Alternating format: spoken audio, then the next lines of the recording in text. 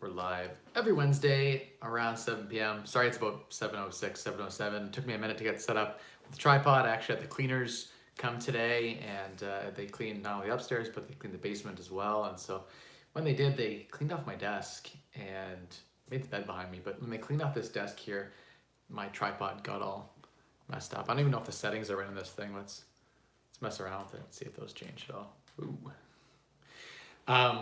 Yeah, so sorry about that. Today, if you have any questions, just put them in the bottom. I know I give it a minute or two for people to get the notification and jump on, but anything you have related to finance, real estate, whatever, I'm your guy for personal finance and real estate. So I don't have any scheduled content for today. Some days I do.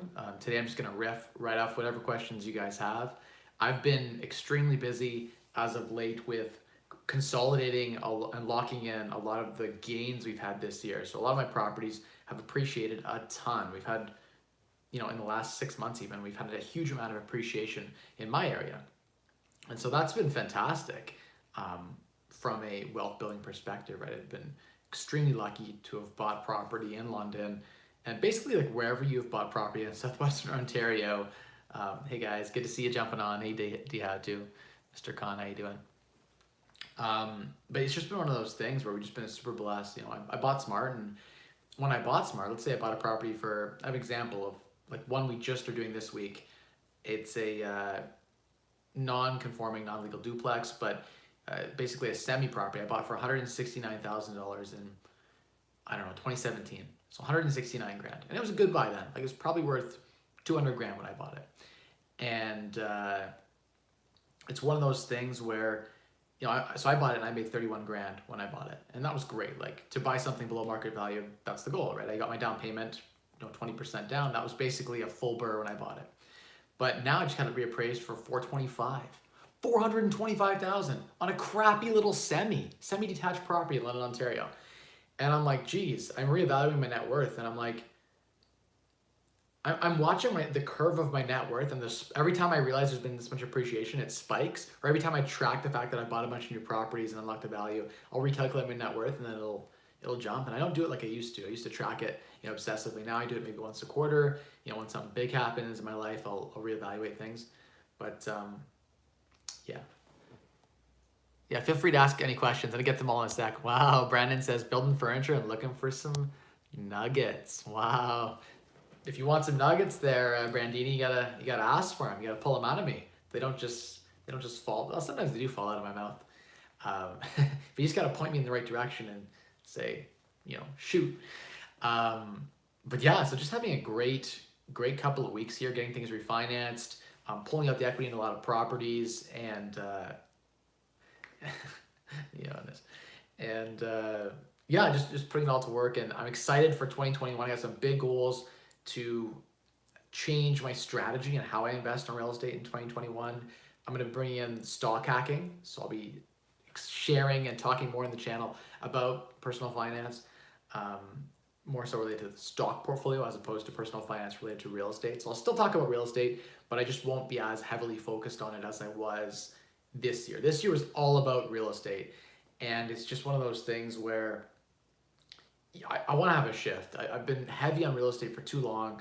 And so there's an opportunity where I can pull out, 80% loan to value on a property, and I've got a couple $100,000. I can move that into, stock investments, into, lending, into different avenues, options trading potentially for a little bit of the active portion, but just diversifying. And so I'm really excited to be blessed to say, hey, I couldn't control the appreciation, but I can control when I sell. So I've been selling off a lot of properties this year. You guys know I've been pulling equity out and cashing in when things are good. I did the exact same thing in 2018 when things were really good. Of course, if I had a crystal ball, I would have waited till now. But when there's gains, take some money off the table, right? And say, okay, I've been successful. I've been somewhat fortunate. Maybe it's luck. Maybe it's probably a combination of luck. And it takes a lot of effort. I'm not going to say it was all luck. It took a lot of work to buy these properties off market, to renovate them, stuff on market, to do all the renovations. It's a lot of work being a landlord, right? So probably I made a lot more money being a property investor than I did a landlord. Landlording really, I focus on cash flow, but cash flow hasn't really been the primary driver of my net worth. It's been buying properties under market value and realizing that wealth. And then other half of my net worth has been just from owning properties, levering up, putting 20% down, getting someone else to put 80% down, and then appreciation carrying things, right, in a huge, huge way. If I had bought in cash, I wouldn't have made near as much as a return as I did levering up. So I levered up, and then I knew there was going to be appreciation, but it was better than I expected. And that's what every investor hopes for, and that's how the stock market's been the last 10 years too. So there is an element of being able to capture the wealth and being able to say, hey, there are going to be people who are going to message on here and be like, Mike, you just got lucky. And I'm like, well, where's your 50 properties? Why weren't you lucky with me? Why you continue to be lucky with me? I continue to be lucky. I keep finding off-market deals. I keep renovating them and adding value. I keep doing it again and again and again. And if it's luck, like, join me, right? Okay, now I'm gonna get into the Q&A. It looks like there's some popping up, and I give you guys a good 3 to 5 minute head start, and then usually I just play catch up the whole time. So that's what I've been up to. But get some refinances, been enjoying time with family. I got the third one on the way. So 3 kids and a dog's keeping me busy, and the mentees are all doing well. So it's been a blessing this year. It's been good. I wished there wasn't this COVID-19 thing going on where I couldn't travel, because right now I would be either in Arizona, Florida. Jonas is popping off too. Wow, Jonas, trying to get some attention, trying to get some call out here. He's like the youngest child, the middle child, the one everyone ignores, Fake news, how you enjoy my guest room. This is my official YouTube studio right now, brother. Get zero rent for it. The rest of the time though, exactly. The rest of the time it just sits empty, to be honest. It collects dust. So we send a cleaner in to clean it because it collects dust. It's only used once a week for about an hour. We got some Jonas's art there. You can see it sitting on top of the bed. People were like, hey, it's a bit echoey in here. So I tried to institute, tried to get some things to absorb the canopies there, absorb a little bit of sound. Someone just commented Biden for prison, Trump for 2020. One thing I will just speak on that, that offlandish comment got me thinking, like it always does when people say things. The USD to Canadian currency, if you guys are watching the currency right now, ever since the election, and during COVID, we saw at one point during like the little bit of oil crisis, we saw it was like 149 to 150 conversion rate. Right now it's like 127 something, right? So we've seen a 23% move in currency. We're at an all-time 3-year low. If you have Canadian dollars right now and you want to buy USD, now is a pretty good time, and it's actually trending downward right now. I don't know what the future holds.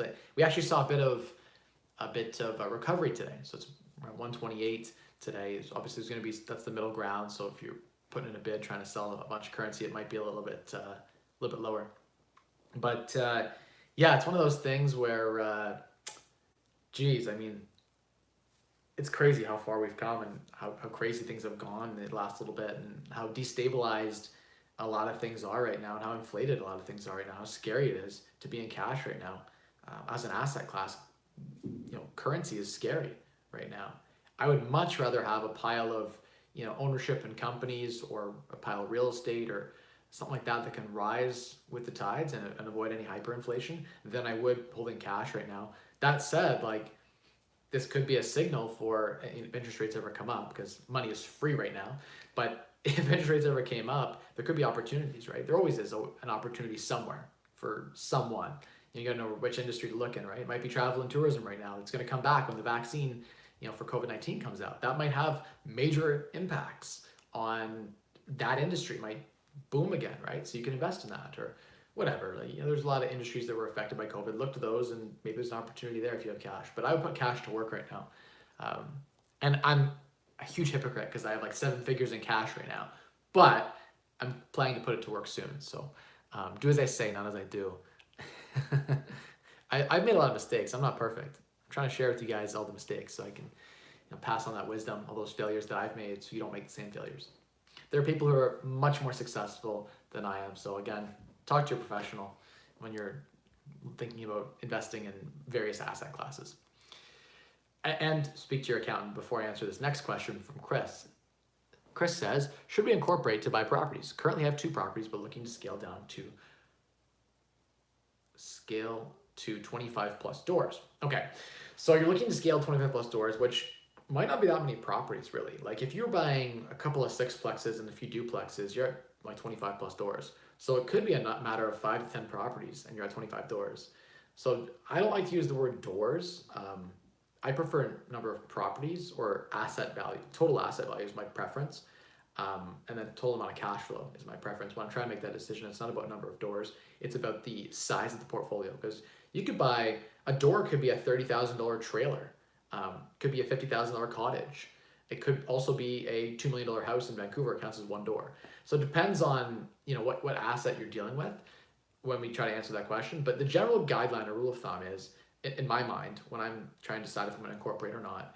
Now I incorporate now because, for the most part, because it makes sense from a tax perspective. When you get to that maximum, so basically the way of thinking is this: you get to the maximum tax bracket, and once you're in that maximum tax bracket, personally, so we're talking you have 200,000 or more personal income is roughly the threshold. A little bit higher than that to get the top bracket. There's one, I think it's like a 250,000, it's a little bit higher bracket. I have to double check on that. I haven't even been following lately, but approximately. So let's say you're around $250,000. You're around the maximum tax bracket personally. You're taxed the exact same way in a corp at the top marginal brackets. There are no tax advantages to moving passive assets like real estate. They are not active. Now, if you had a huge company, let's say you have 1,000 units, we have a different conversation. You can have a full staff. It's now an active business. It's not going to be taxed. It's going to be taxed at a small business rate in Canada. And it's going to be eligible for the gross up tax credits in most cases. But let's just say you're doing it as a holding co, and you're going to buy properties in a hold co. It's going to get no tax advantage at all. You're going to be the top marginal bracket. So there is, if you right now make $30,000, $40,000, $50,000 a year, there are huge disadvantages to putting property inside of a corp. You will be taxed higher inside of the corp at the 54% tax bracket. You're going to get some advantages though if you're at the same tax bracket.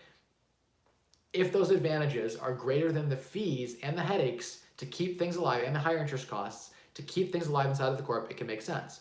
So let's say you're at that top marginal bracket. You're like, the taxes, I'm already making so much that it makes sense to put it in a corp because at least I have the flexibility to choose when I pull in a dividend and from that corp. So you can have some control over when you get the income. You're still going to pay the max tax. You're still going to, after you dividend to yourself, you're going to be at the top marginal bracket. So there's going to be no advantages. And I'm going to talk in a second about some other strategies as well, because when I say the type of asset class, if you're buying stuff that needs a lot of renovation, you could have losses in your first and second and third year owning the property. Say you're turning tenants over, you got some vacancy when they leave, then they've destroyed the unit, you got to fix it up, whatever. There's no cash flow during that whole period because you're renovating it. So you have huge losses in many cases and a lot of maintenance stuff when you buy properties that are distressed and turned down. I've had properties that took 2-3 years before they were positive cash flow. Now they're 1% rural properties, but I had to fight to get tenants out. So I'm gonna get no rent, tenants aren't paying. Then it's vacant, then I'm fighting the city, get permits done, whatever, and then we're actually getting the work done, etc. Then we go get rented out. That whole process in a 6 unit or a triplex or whatever can take a long time, it can take a year or more. And so it could be spread over 2 tax years. We have losses. And those losses are fantastic for offsetting your day job. You make 60 grand a year, you can actually pay no tax at all because you buy some real estate and it offsets all your day job income. For a time, I had real estate offsetting my day job income. So thumbs up like for that. It's when you talk to an accountant about your situation and you need to explain, what you're trying to do with your real estate portfolio. Most accountants might hear what you're saying and say to you, okay, well, you're gonna buy real estate, doesn't matter, put it in a corp or whatever. And they're not thinking, the accountant isn't thinking from the mindset of the financing. They aren't thinking, oh, hey, it's gonna be like, if you buy the property personally, you get a 1.65-year variable right now, but if you buy it in a corp, it might be 2.5%. 3%. You might have to use a different lender, an alt lender. It might be harder to borrow in that corp. You might get a worse loan to value in that corp versus buying it personally. Now, there are exceptions to the rule. There are ways you can buy inside of a corp using, for instance, CIBC, where you can buy within a corp and personally guarantee it and get a personal 2%, residential mortgage. But again, you can do a little bit better in your personal name, even better than the CIBC program. So there are advantages from a financing cost perspective and an amount you got to put down perspective to buy personally. So I'd say your first 5-10 properties, 25 doors, whatever, depends on the size of the portfolio. That should probably be in your personal name and ideally split between you and your spouse. So you each buy that many properties if you can both qualify. And that's a fantastic way to you get 10 mortgages, right, in your personal name with both, yourself and your spouse. So there's 20 properties before I even look into the corp. Get a good insurance policy to protect yourself liability-wise. The corp doesn't provide any additional liability, not really. You can pierce the corporate veil pretty easily, and to be honest, a good insurance policy protects you just the same. So liability-wise, not much difference between the personal and the corp. If you're planning to do BRRRR projects where there's going to be big losses and you're not planning to sell for a long time, you won't get any gain on if you refinance a property. Let's buy it for 200, refinance it at 400, have a huge refinance. That refinance is tax-free. If it's inside your corp, how do you get that money, that refinance money, from your corp to your personal hands? That's a whole discussion you have to have. If that property is in your personal name and you don't plan to sell it, you get that money out tax-free. It's in your hands right now in your personal name. You can do whatever you want with it, tax-free. So there are advantages to holding in your personal name, as well as the offsets in your day job. So I believe most investors, and every situation is different. Some people have weird, wonky situations where a corp makes sense from day one. Just remember, setting up a corp costs thousands of dollars. Just remember, you gotta do yearly minutes. You gotta keep a minute book. There's a lot of administrative headaches that go along with keeping a corp alive. And you gotta do an annual tax return. There's just more to it that you don't have to do if you just buy the property personally. So you save yourself a lot of headache, thousands of dollars in administrative cost, et cetera, so forth. So even if they were equal in both scenarios, I would definitely say go with the personal route. So there has to be some advantage to going within the corp. And so certain factors have to fall into place for that situation to come to fruition. So that's my sort of high-level thoughts. I've answered the question before, but I did it pretty eloquently there. I got to pat myself on the back. That was probably one of my better thought-out responses to that question. Next question, Octavia Rodriguez. And by the way, I only have 9 thumbs up right now. If anyone got value from that nugget talking about owning properties in personal name versus in a corp and some of the advantages from a tax perspective, I need to see a thumbs up there. Let's get some appreciation for when I do a good job here. I need, when you finish, there we go, we got 3-4 likes just smashed in there. It's like when you finish on stage and you've given a good speech and you worked hard on it and people are like, yay, and they clap. That's the rush you get after you go through all the nerve-wracking energy to get up there and get on stage. That's the reward, the clap. And because I'm talking in a room by myself, with a blank wall behind me to a camera, the only reaction I get is when you guys jump in the comments and hit that thumbs up button. So I know you're quietly, oh wow, Jonas. He's active today. He's trying to give me that black thumb up my butt. This guy trying to be sexual right now. Do you use your own money or do you incorporate OPM? So the answer is it depends. When I started investing, Octavia, in real estate, I used only my own money. I didn't, well, that's not true. I guess some people consider OPM or other people's money. And by the way, thank you for the 12 likes that just came in. Really appreciate it. Some people, when they start off, they call OPM using bank financing. I guess technically that is other people's money to buy real estate. So if you used a mortgage to buy a property, you'd be using OPM. But there's varying degrees of OPM or other people's money. And I think that most real estate investors use OPM.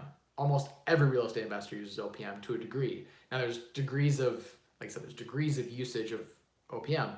Have I used other people's money for down payment? Yes. Have I used unsecured lines of credits for down payments or even to buy whole properties? Yes. Do I do a ton of that? Yes. Have I bought properties where I brought a money partner in and they bought the property and I was just there bringing the deal together, right? And doing the active management? Yeah, I did dozens of those, right? That was my bread and butter in 2018, 2019. I did a good split, but I did a lot of them anyway in 2019. So yeah, in 2020, I do some deals like that. I do a mix, right? It can make sense where someone else brings the money to the table and I bring the deal or I bring the experience or whatever, right? Like it just depends on each situation. Each situation is totally different and it can make sense to bring the money in sometimes too. I've bought a lot of properties in the last year where I put the money out myself and I've done deals where I've been the money partner or I've fronted the entire purchase price for mentees and they've provided the active management. In most cases, I actually provide the deal and the money. So I did like 2/3 in some cases. It just depended on the situation, but that's one of my skill sets has been, what does that even mean? It's just spinning. I've never had this happen before, but it says I'm connected. The timer is still going, but my screen has a spinny thing going. Can anyone just comment and tell me if they can still see me in the chat? I don't see any chats popping up. I don't know. You guys can see me or not? I don't know, it just glitched out. This is what happens when Jonas is draining all the internet, My kids upstairs playing on Netflix. Everyone's just sucking the internet dry, and I'm stuck with the crappiest bell package. I'm so sick about it. I was actually biking today to the bank, and I was biking back, and I saw like 2 bell technicians working on boxes. And I'm like, geez, these guys really have a problem with their network. If they have all these people here just working on just in there screwing in the boxes trying to fix stuff. Although that might mean that they're going to fix the internet. So fingers crossed that they fix their home internets in the area. Andrew, how you doing? And then how do you use your own money? So I guess Octavia, kind of to go to the next level, like when do you decide whether it's OPM or I guess to finish off the question, OPM or to use your own money? I was a big fan when I started in this journey of just working hard, full time. Lisa and I both work full time and just saving everything. Super frugal, never eating out, just house hacking, biking to work. I was like saving everywhere I could, every dollar I could. If I found a dollar on the ground and I had to bike a kilometer to get it, I'd go get the dollar. So I was all about just saving everything I possibly could. And we invested all of my money into down payments for properties. So that's how I got started, was just hardcore frugality, hardcore work ethic, and then just saving everything, very, very little spending. And then it was like, wow, what's going on right now? This guy thinks he's so Jimmy's in the comments there as Joe, and he's just, if you guys follow him on Instagram, he's something like a cycling investor, right? And I did a poke today. I was biking in December. I biked to the bank today. And I bike pretty much year round unless it's freezing out, right? Just because I'm not a little bitch. I'm a real man. And real men bike, all the time. They realize it's if you're within 2-3 kilometers drive, then you might as well cycle. So yeah, anyway, I'm not gonna get into that one anyway. A real investor. I want to see Jimmy bike in the cold right now to my house. That's what a real investor would do. Is it possible to acquire personally and change that to a company name? So Mr. Khan, yes. You could acquire a property.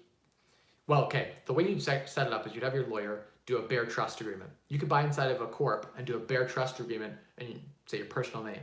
And so if you want to transfer that property out of your corp to your personal name, you'd have almost no tax. You'd have a freeze, right? So there'd be no tax complications. There would be no land transfer tax when you sold it. So there are ways you can hold property in trust. You can have someone else, like your aunt, buy a property and hold it in trust for you. If you guys ever follow some of the people that appeared in the newspaper, there was this girl that bought property at 16. There's this guy in my town that bought property on 15, 16. And they made headlines that they bought property under age 18. And at first I looked at it, I'm like, what? Who's buying property under 18? You can't own real estate or any stock under the age of 18. How are they doing this? And I looked and I realized that they weren't actually buying anything. Their parents were buying it. And it was held in a bare trust agreement for the child or the minor until they turn of age. And then they can do a transfer with little tax implication like land transfer tax, etc. But there still is obviously a fee to change title from parent to child. But you can do the same as an adult. You could buy a property in trust. I actually plan to do that this year where it makes sense to get property renovated, and then we're going to trade it over at max value and get a full BUR, right? And in order to induce a full BUR, we're going to do a trust agreement and transfer it into the mentee, into Jonas's name. So we'll probably do a trust agreement, a bare trust agreement, to save the tax implications.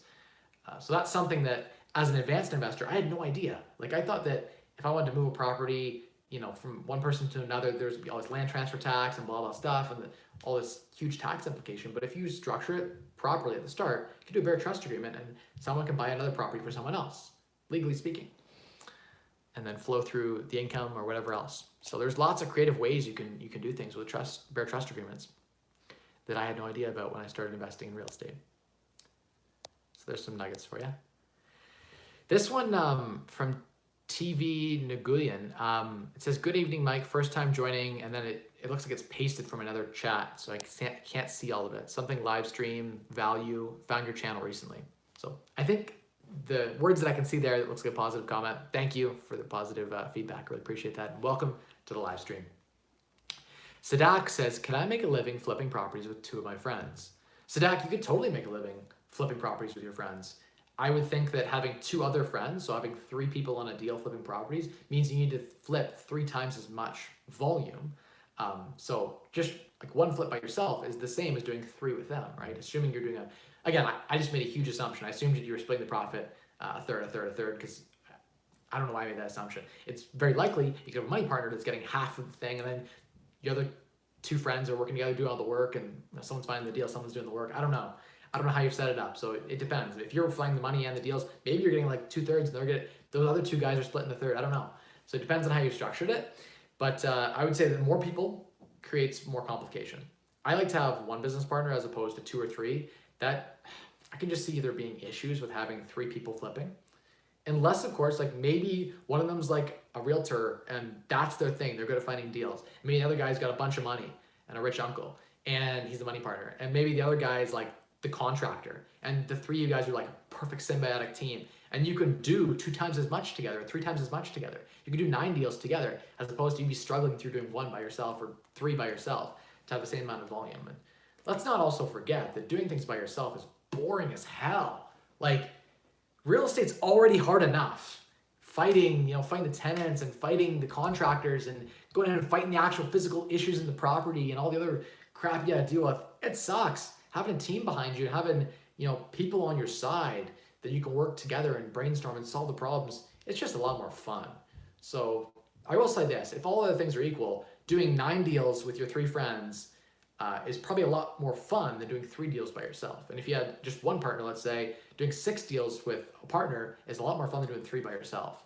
But they can be financially equivalent. So that's something you got to think about and say, hey, basically the question is, does each of those other 2 partners bring some value to the table? Do they bring something that is worthwhile?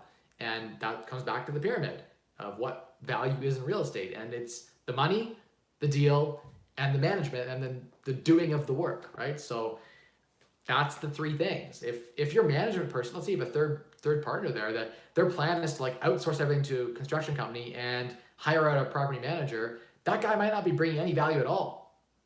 You don't even need him, right? But if he's an active contractor and he's there every day swinging the hammer, he's bringing active value every day and he's managing all the tenants or whatever and he's placing them all, he might be doing a lot more. That contractor guy might be doing a ton of value and he might be totally worth splitting a third of the profit or whatever with him, right?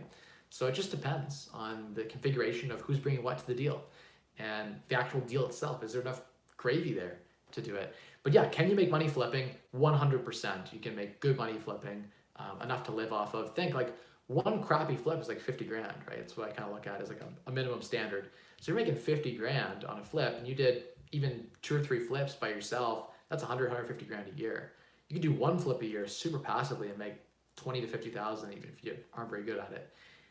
If you're really bad at it, you could lose money. So that's the other thing I think about with flipping. And just be careful. This market has been super forgiving to those who suck at flipping because the market just keeps rising. Buy anything and you make money.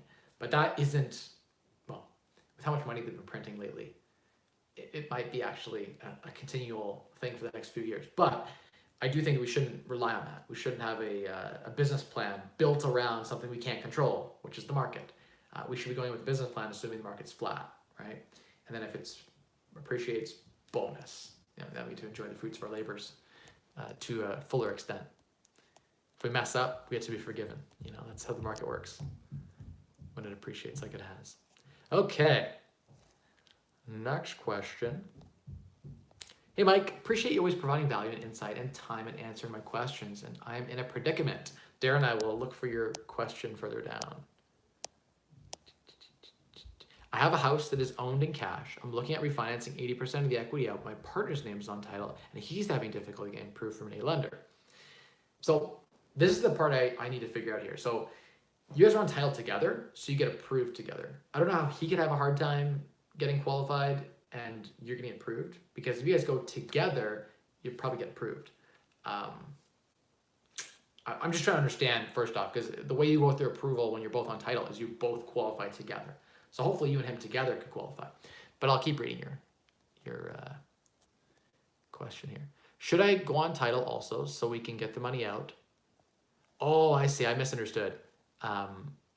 It's owned in cash, but it's in their name only, I guess. Not you're both on title. I understand now. So should you go on title so we get the money out? Will there be implications for this in the future? So Darren, it depends. If you had set up a joint venture partnership agreement, which I assume you probably did when you bought the property, you're already sharing in, let's say you did a 50-50 joint venture partnership, you're already sharing in half of the profits. So from a tax perspective, you already own half of all the profit in the property, right? So when if he puts you on half on title, you can make the argument, I've always owned half the whole time. I put up half the money. I just wasn't on title. Here's our JV agreement. Here's our trust agreement, whatever. Have the lawyers, do it up. So there shouldn't be any implication really for adding you to title from a tax perspective. You may have some legal fees to do it. There might be some land transfer tax. I've seen it where you can show a bare trust agreement to the land registry people and say, hey, look, this person's been holding my half of title in trust for me. There should be no land transfer tax. We already paid that once together. In which case, there would be probably no land transfer tax too. So it's possible you get added on if you did your paperwork properly to the property with no implication at all. In which case, you get access to the capital and away you go. You don't want to own property in cash unless it was a flip. Like, you just don't. You want to pull your money out. Owning property in cash is a terrible proposition. A return on rental income perspective, you're looking at 5, 6, 7% a year, super low. Appreciation, again, like 3, 4% probably on your cash. If you're levered, it's 5 times that return. So yeah, get that money out. If you can't refinance the money out, sell the property. Owning real estate in cash makes no sense. If you have tons of equity in your property, you got to get it out. It just doesn't, it's not a strong asset class owned in cash. I'd rather go buy blue chip companies. They'll produce better than real estate, in my opinion. Real estate's attractive because we can borrow at 2% or 1.6% against it, 20% down, 5 to 1, right? Levered. So that's where I think there's a lot of value. But if you don't have that cheap debt, amplifying your overall return, I think real estate isn't attractive enough for the amount of work that it is, for the amount of stress and work and risk. Because there's quite a bit of risk in real estate, right? They talk about it being a safe asset class, but like there's a ton of risk owning real estate. There are regulatory risks. There are municipal zoning risks. There are tenant risks that burn your house down or something, right? And your insurance might not cover it. There's risk the tenant won't pay rent. There's risk utilities go up faster than your rent. There's just so much risk in real estate. And I think the risk is manageable, but owning in cash is just not enough. It's not sweet enough, not tasty enough for me to want to sink my teeth into it without that leverage. That's just my personal opinion when it comes to investing in real estate. But yeah, I think that maybe there's a way you could recraft their situation or talk to a B lender to get them to get a mortgage, this person holds title for you. Or maybe there's a way to add you on title and it has no implication. Let's just say that you didn't have a trust agreement, you didn't have a JV, nothing, like it was just a handshake. You could go on 1% on title. I've seen a lot of people do this. They'll put their uncle on 1%, their parents on 1%. So they'll own 99%, and then their parents, uncle, friend who works at Amazon, whatever, like whoever, your friend is the doctor, whatever, like someone who's got money who can qualify. You put them on 1%, and the income goes in entirely to qualify. So it's the same if they owned 1% to a mortgage company as if they owned 99%. There's no difference. They don't look at the split. They just see that person's on title, and now all their income gets thrown in to help you qualify. So pro tip, sell 1% of your property off to someone who can help you qualify, and boom, now you can qualify for whatever mortgages you want. So there's a lot of cool things you can do. I have a couple of properties where we sold like 10, 20% of the property for a cheap mortgage, and it worked out cheaper. For me to give away 10% of the entire property for free. I think in one case we gave 8% of the property away for free. So 8% of all profit, whatever happened, 8% for free. All they had to do was just sign on the dotted line for the mortgage. So they brought the financing, right? They brought all that money in. It was actually cheaper to pay them 8% of the profit than it was to get a 10% profit mortgage. So again, if you're giving like half of profit away or 25% for someone to bring the financing, that might not be worthwhile, but it can be worthwhile to find a partner and say, hey, you do nothing, you bring no money, you just sign the dotted line. You allow your income to help me qualify so we can qualify together for this property. And I will give you some amount of financial incentive. That is how most JVs come together is you say, hey, I want you to do this, and this is the compensation, and you agree on terms. But you can get super creative if you want to. Hey, Andrew, how you doing? Hi, Mike Hopel as well. Thank you, Elliot. All is well. How do you keep yourself accountable to your goals? Good question. I am extremely hard. I'm a perfectionist. I'm extremely hard on myself. I'm extremely hard on every situation. It's just the way that I am. I'm sitting up at 2 a.m. thinking about how the window didn't get installed properly and the siding is just bummy. Like everyone cuts corners, and I am like super attentive to detail. It's one of my strong suits in real estate. I think you need to be attentive to detail. Too many people aren't. They'll walk through a unit and be like, this is good. And like, it's not good. There's tons of issues everywhere. And attention to detail is how you succeed at the highest level in real estate. And so attention to detail and that pickiness and that need to be perfect, that drive has allowed me to succeed and keep accountable in all of my goal setting, right? I'll go back and be like, I failed in this goal. And it's going to eat me up, and I'll be laying in bed at night thinking I failed on this fake, means nothing goal that I set for myself. I just didn't achieve my own goals. And the worst thing actually is not when I don't achieve a goal. It's when I overachieve a goal and then I have no goal. So I got to set a new one. And that keeps happening to me recently, where I overachieve goals that I had for myself, and then I'm just lawless for the rest of the year until I decide to get my ass in gear and set new goals. So it's, how do I keep accountable? For me, it's just like I'm lying in bed at night thinking about all the projects and renovations and whatever's going on in my life. I'm thinking about those goals and all those things I'm trying to achieve, and I just can't help myself. Like I'm sitting there with my kids and I'm sitting there thinking about things I have to do. That's just me. I can't turn it off. I don't have that nothing box. Some guys have a nothing box they can go into. I don't. I'm just on. I gotta force myself to do something like game or get sucked into a movie series to pull myself away from the distractions of work. So I'm just built different in that way, I guess. But yeah, I don't know. I guess I'm afraid of failure, right? As a kid, I needed to succeed in order to prove that I could rise out of poverty, to have a better standard of living. So for me, that's been, keeping myself accountable. And the other thing is just looking at the goals. Like, you got to go back and write the goals down first off. I might have not stated that point, but if you're not writing down your goals, like if you don't write it down and measure it, you'll never make it. So you gotta, what doesn't get measured doesn't get made, right? It doesn't get achieved. So you gotta be writing down and measuring your goals and checking in often to see how you're achieving towards said goal. If you have no goals, you'll be a lot less successful in life. And there's more to life than success, but financially speaking, the most powerful thing you can do is set goals for yourself. And then check in daily on what am I doing to achieve that goal? Like, hey, what are 3 things I did today to move forward towards the set goal, right? What are the 5 things I did today? If you did nothing today, you're like, oh shit, I did nothing today. Like, I'm way behind on where I need to be. And even that evening, you catch up. So that's just me. I warm up too. Like, I'm the kind of guy who's a wallflower, who sits there and then until someone pulls me in, and then once I'm pulled in, you can't get me to leave. So that's the same way with all my goals too. Like, I'll be sitting there procrastinating towards a goal, and then once I get dragged in, I can't stop. I'll be up all night to achieve that goal. For me, it's just getting started, and so I force myself to start. Typically in the morning with my phone, like I'll force people to contact me and drag me into the problems, and that's how part of how I achieve is I put myself in that situation to force myself out of my comfort zone. And then once I'm out of the comfort zone, I'm good. I can just motor. So yeah, it's finding what works for you, what works for your personality type, and then motivating yourself to achieve. Let's go for a rapid round. Let me find some questions here. Hi, Mike, I have a question. Got my first round on Windsor. Should I rely on the property management company to get the tenant, or should I find the tenant myself? What are the risks? Thanks. Property managers will never do as good of a job finding a tenant as you will. So just know that. Accept that fact. If you want a really good tenant that's going to be guaranteed paying well, et cetera, so forth, you're going to have to do the screening yourself. There is a hybrid version where you tell your property manager you have to have final sign-off, and you can send your property manager 10 questions that you've developed around, I have a sampling of 10 questions that I look for as an example around what they do, their credit score, pets, kids, all this kind of stuff. Just getting a full rounded picture of who the occupant is, and that'll help you decide, are they a good fit for the unit? That's what you want, it's a good fit. More important than the best tenant for the unit, the best tenant is the best tenant for the unit. So at my stage in the game, I hate placing tenants. I don't want to say I'm too far along in the journey, but I just feel like for me, it's better to outsource those things nowadays. So I try to outsource, but I try to micro a little bit the process in selecting the tenants. That's mostly how I do it nowadays.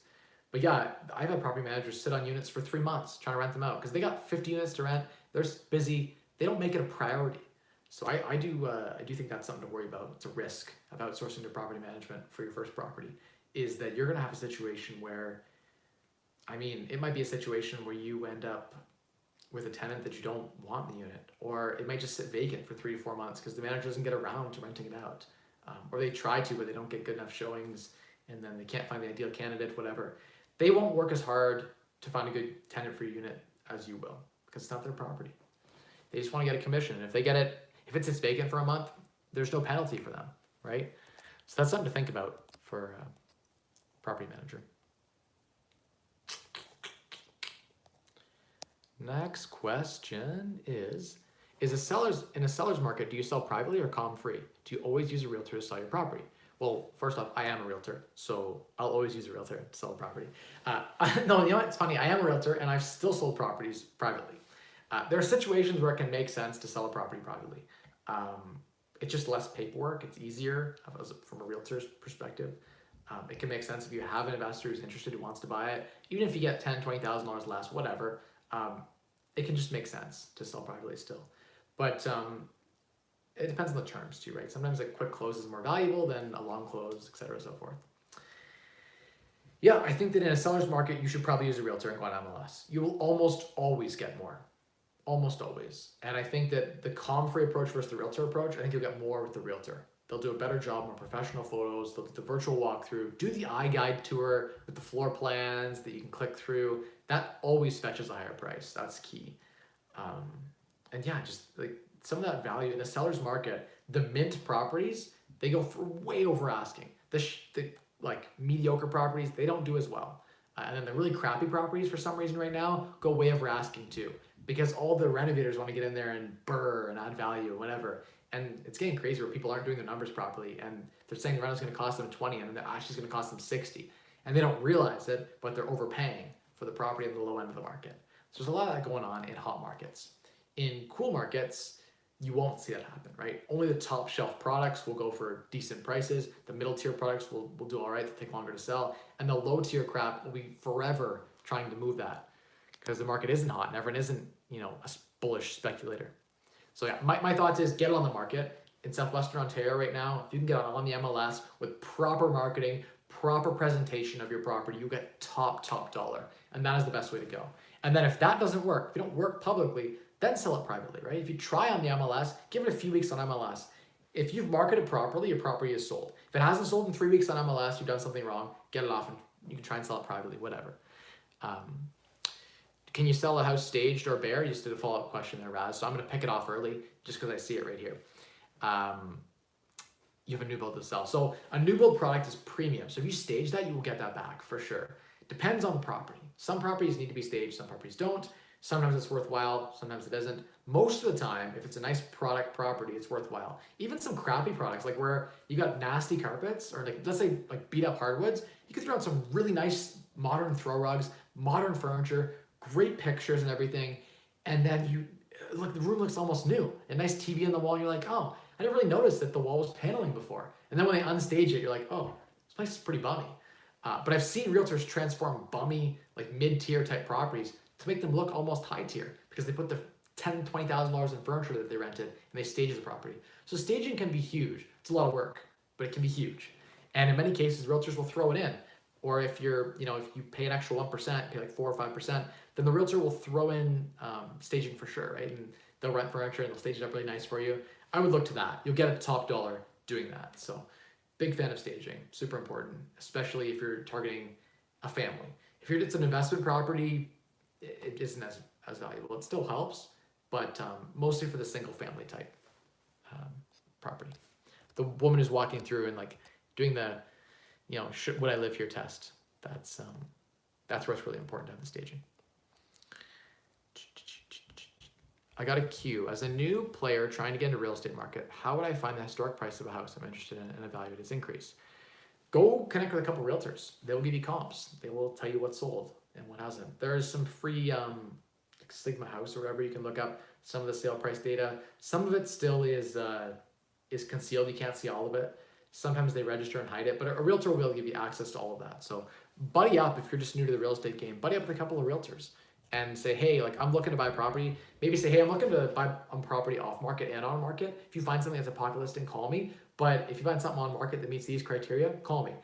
I am also looking off market. If I find a lead that doesn't make sense for me, I will give it to you and tell the realtor, hey, I'll pass you the lead. It's a house that's $10,000 on the market. Why don't you go sell it?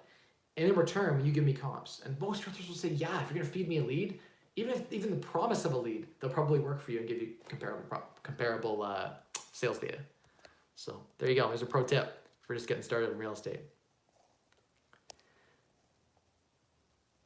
Mr. Michael, how's it going? Same question as always every week. I appreciate the consistency. It's going well. Thank you for asking. you can always ask a question. You don't have to ask if you can ask, just ask. How do I get into real estate as a student or after studies? Depends what you mean by getting into real estate. You could become an agent, and in which case you would get into, you could start doing studying and going through the courses now. Oh, we've got a super chat come in. Whoa ho ho! Whoa ho ho! Kenton Clausen with a $34.99 super chat. That's what I'm talking about right there. Right there. Thank you for supporting the channel, and it means a lot. So super chats always get priority, and his question gets answered before the rest of the questions get answered. So Kenton has a building lot in Lucan, was planning to build a house and sell it, but I think I would have to hold 2 years for tax. Learned on your channel I could have 1 or 2 properties. My lot is paid, no debt, and a weird housing market. You learned on my channel you could have 1 or 2 properties. I would like some clarity on that, what you're talking about. You're talking about selling the lot.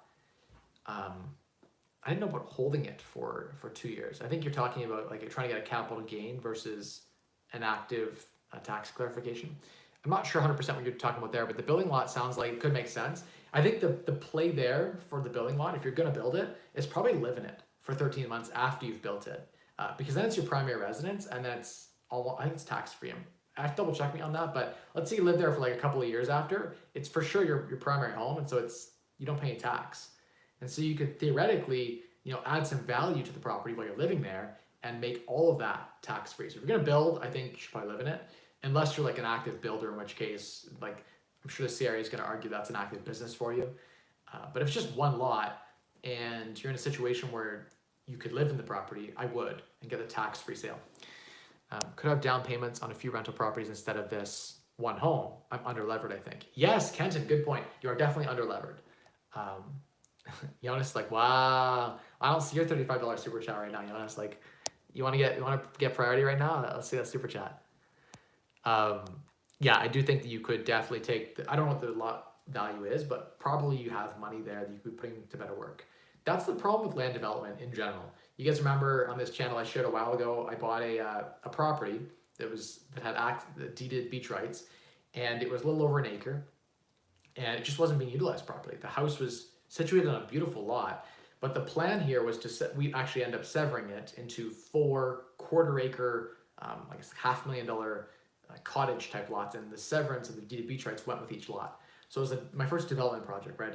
We got to bring services in, got to get it severed properly, 4 lots, rebuild the main house, and then do the other 3 as well. And the plan was to build on it actually, and build $3 million houses. And we ended up bailing on the build project because I ran the math, and the time it takes, the money it takes, compared to the margin, it just didn't make sense. So for me, who I wasn't a builder in the area, I was gonna have to pay premium to hire a builder to build for me. And this was out in Plimpton, Wyoming. So it was out between Sarnia and Grand Bend on the water on Lake Huron. And we decided I severed it, and we sold off the 4 lots. One of them had a house on it. The other 4, we just sold the lots. And I don't remember, I want to say like 150, 100. Bought it for like 400 something. I think our all-in costs, there was a lot of costs actually, was surveying and holding costs for like almost 2 years that we held it. All the fighting, all the drama, with the city to get it all approved. There was issues with drainage, and there was just so many issues along the way, going and playing developer, that I don't think I have an interest to ever play developer again. It's one of those things where the amount of time it takes to get a return, there's no cash flow, you're just burning money for like 2 years while you wait for approval. And then you've got to give the city a whole bunch of money in a deposit, so you can then bring the services in and develop it, bring in your gas, your hydro, your sewer, your water lines, whatever. You got to put a big deposit out, then you got to front the actual work, and then they give you some of that credit back after you've done all the work. So it can be multiple 6 figures to develop a property or a series of properties, right? We ended up getting, like, on the surface, you're like, hey, Mike, you made like, I don't even have the math in front of you, but between $900,000 and $1 million on a property you bought for 400-something thousand. You're gonna think, Mike, you did 2.5 times. Like, you bought something for 400-something thousand, sold it for like almost $1 million. That's a great development project. And like, yeah, we made 500,000 or 600,000 gross, but then there's all the costs associated, right? There's interest financing costs, there's the utility costs, there's the property taxes for a couple of years. But the main thing is the opportunity cost. the cost of what my money could have been doing for me in a real estate development or a rental property as opposed to a real estate development project. And my thought is, because development takes so long and building takes so long, it's a slow way to get a return. I'd rather turn my money. That's how many turns can you get on your money? How many times can you double it, right? How many times can you get your money back and invest it again? With a rental property, you could burn in 3 to 6 months and then do another project and do another project. And so I have to say, was it worth doing like 10 flips to this one development? And the answer in this case was no. I think I would have been better off doing a bunch of flips as opposed to doing this development project. We did well. Like, don't get me wrong, we made large 6-figure profits. I did well as a developer, but to me, it wasn't worth the stress and the risk in working as a developer. And then we ended up bailing on the building idea. We redid the main house. It did it really nice and sold that. But we did not end up building. It just didn't make sense. I ran the numbers, and the margins are so slim on builds right now that unless I was going to own or occupy it, it didn't make sense. There wasn't enough margin there because there's a lot of tax associated with building something than just selling it, right? So it just didn't make sense for our situation. But I think in your situation, if you can live in it, that's where it would make a lot of sense. Otherwise, I think maybe just sell it off. Say, hey, I got a great, like, land is so valuable right now when there's so little of it that I think, Kenton, you could make a great profit on a property in Lucan. I would even get some nice drawings done up and just show what could be there, like a nice big, whatever would fit on the lot, like max out the lot with the nicest house you could possibly find, and get something designed, just some, designs or whatever, put them in on the listing and just sell it like a builder does. And you'll get, I think, because you're unique and there's not a lot, you're not competing against a bunch of builders in a subdivision, you get top dollar for that piece of property.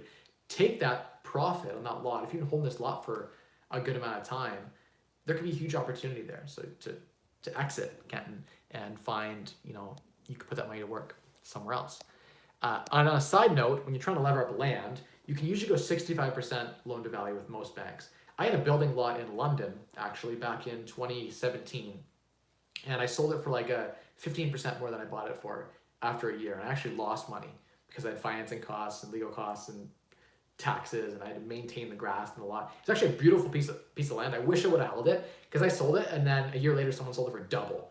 And it was actually right near off of Warncliffe and Western Road near Oxford. I had a beautiful building lot. Could build a nice duplex. It was before secondary dwelling units were really a thing, so I didn't think I was allowed to do duplex, and it just didn't make sense. But you could build a nice 3-story walk up or something on that land. And I bought the land for $108,000, and I sold it for 115 or something. Or I bought it for like 105 and sold it for like 115 or something. I had to check. I can't remember.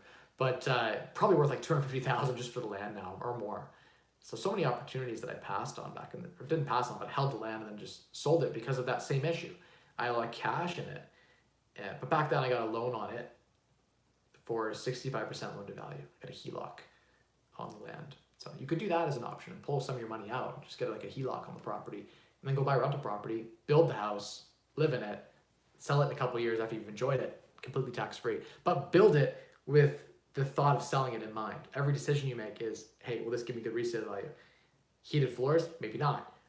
Something custom that you like, not valuable for resale, right? So think about things, is this gonna add value for resale when you're building? A lot of people got sucked into the fancy surround sound speakers. No one cares about speakers in your ceiling. Don't spend $5,000 on an upgrade. Builders try to sell these upgrades that no one cares about, that you don't get any more money for in the resale market. So just be smart when you build. That would be my pro tips for you. I did build a house actually too. We did a build with a builder in 2014, and I was very strategic about how I built. And I set a record comp. I sold it before the appreciation happened. I sold it in, when I sold it, 2016, December. 2017 January I sold it before London really appreciated, and I set the first ever comp in that area. We built it for $320. We lived in it for 2 years, and then in 2014, and then 2016 put it for sale. 2017 it sold.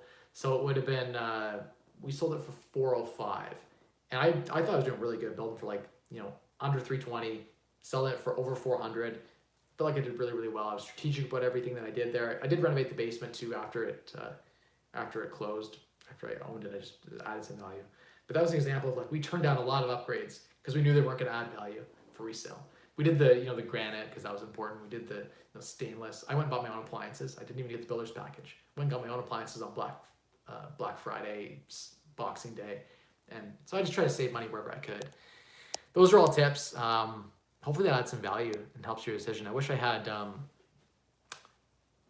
wish I had more tips for you. I'm trying to think what else I have, but I appreciate the super chat. Hopefully I added some value for you. It is a weird housing market that we're in. It's with COVID, the demand for building lots right now and for country lots, like Lucan is flying off the shelf. People don't want to be in the downtown core anymore. They're afraid the next virus is going to come. We're like, what's next after COVID? We're bioengineering this crap inside of labs. Something else is bound to get out. Biowarfare is the future of battle. And I think that it's going to be a future for economic resets. So we might see this again. And I think people are going to value being in the country more, especially with things like Elon Musk's super fast internet. That's going to break a lot of the barriers down as people learn to work from home now. And organizations accept that as the new norm. So, yeah, I think that you could hold on to the lot and it will continue to be valuable. It is very valuable now in this market to sell building lots. So just be creative in how you market it. I'm not going to get through all these questions because I got to go up and do bedtime. Darn it. I want to get through all the questions. I like to get through all the questions, but it's tough when I get a super chat, and super chat takes priority. So thank you for keeping my channel alive. I really only make revenue from the super chats these days. The ads, I get less than a penny a view. So you can imagine when this show gets 500 views, I make like less than $5. YouTube takes their cut, I make like $4. I definitely am not making a good amount of money from it. I'll cherry pick 2 more questions.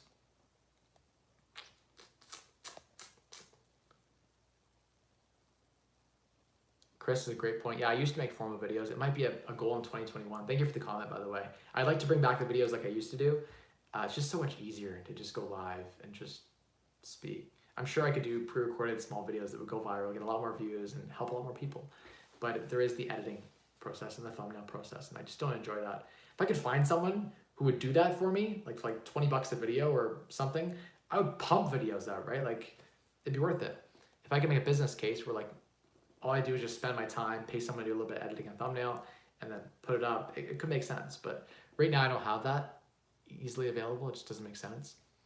And my time has been extremely limited lately. And with the 3rd baby on the way, it's gonna be even more limited in 2021. So I gotta squeeze out time. Gary has a great question I really want to use here. I'm gonna pick this question. With inflation devaluing the dollar, would you recommend keeping a savings for a down payment in investments such as stocks or gold and silver, etc., as opposed to a savings account? So Gary, I think that one of the challenges with, so you're saying it's for down payment, I assume for a rental property. Maybe it's for your own primary residence. I guess it doesn't matter that much. But one thing you're gonna have to look out for is if you keep it in crypto or in some other, something the bank isn't going to look kindly on, when you go to buy a property, they wanna see 90 days of that down payment sitting in your account and just being available. They don't want to see it on line of credit. They don't want to see it, ideally they don't want to see it inside of crypto or anything. They don't want to see it come into your account out of nowhere, right? So be careful where you store that, because when you're looking to get approved, you're going to want to make sure to the A lender that you can show you have 90 days of that cash being in your account, not from borrowed sources, that it's your own money. That's important. So that's the first thing to consider. So if you're looking to buy a property soon, let's say in the next 4 months, it doesn't make sense to invest it. I know we're going through a deflationary period. I know the value of a dollar is decreasing relative to what it could buy, especially in real estate. Some things in the consumer price index, your dollar could buy more of. As an example, tech. You can buy a lot more tech now than you ever could before. Like, it's never been cheaper to buy high quality computers, whatever. Cars even are not even going up that much in value. The average car price is actually going down. So some things are getting cheaper, but housing is just through the roof. The asset, like the solid appreciating assets, are increasing like never before. So that's something. Like housing is really the biggest one that's going up like crazy. So if you measure wealth based on housing, we're getting a lot poorer. But if you measure it based on like cars and burgers and whatever people mostly spend money on, it's not getting that much more expensive for food. Like, yeah. Anyway, that's just my little gripe about the inflation index and stuff. But anyhow. What I will say is savings accounts pay terribly. There are savings account promotions that people set up where you get 1 or 2 or 3% promotional interest, which could make sense. It's better than nothing. At least you're just kind of slowly growing to inflation. Stocks, I'm a big fan of buying blue chip dividend paying stocks. If you're saving for a down payment and it's a year or 2 out, definitely get into blue chip dividend paying stocks. Like I'm talking the big 5 banks in Canada. I'm talking utility companies like Enbridge that pay 7-8% dividends. I'm talking about, companies like Chesswood Group. If you had bought that when I recommended it on the channel at $4, it's now at $9 a share, but it still pays a healthy, I think between 6 and 8% dividend annual. And you get appreciation on that too. Like, forget appreciation. I think that the stock appreciation is not, capital appreciation is not the focus. You should be focusing on cash flow. That's something that I would look for. Set in stop losses though, because it's your down payment and you need this for, let's say your time horizon is a year or two from now, set in a stop loss that the stock falls more than say 7%, you cut your losses. Boom, auto sale. You can look at what else you're gonna put it in, but have stop losses set in whenever you buy whatever shares you're buying so you don't ride all the way down. Lock in your losses quick and then buy something else. Lock in your loss quick, buy something else. You don't want such a tight band that it just sells instantly. You want about a 5-8% play so that one down day doesn't force you into a stop loss sale. But stop losses are key to not losing your money. Put those in so you don't lose your whole down payment. And what you'll find is you'll be really good for the long term. I'm way over. I got to go up and Fiverr has some good cheap video editors. True. I think Canadian Tire Bank offers 1.8% right now. I didn't know that there was a Canadian Tire Bank. So pro tip right there. Most of the big banks right now are offering something. Like I know Tangerine offers something. There's a whole bunch of them that offer stuff. EQ Bank Canada used to offer 3%. I don't know if they offer 2% now. Go check them out. I'll do this last question really quick, and then that's it. The rest of them, copy and paste your question now. You can still see it in the chat there. Save it on your, wherever in your Word document. When I publish this video, put it in the comments, and I promise I will get in there and I'll respond to each and every comment. Just get on the video, post it there for everyone to see, and I'll answer it publicly. Don't, whoever, copy and paste it and send it to me on Instagram where no one can see the responses, because I do a lot of those and they're a waste of time. I should be focused on putting them up publicly. So if someone else has the same question as you, they can see the answer. There you go, 1.8%.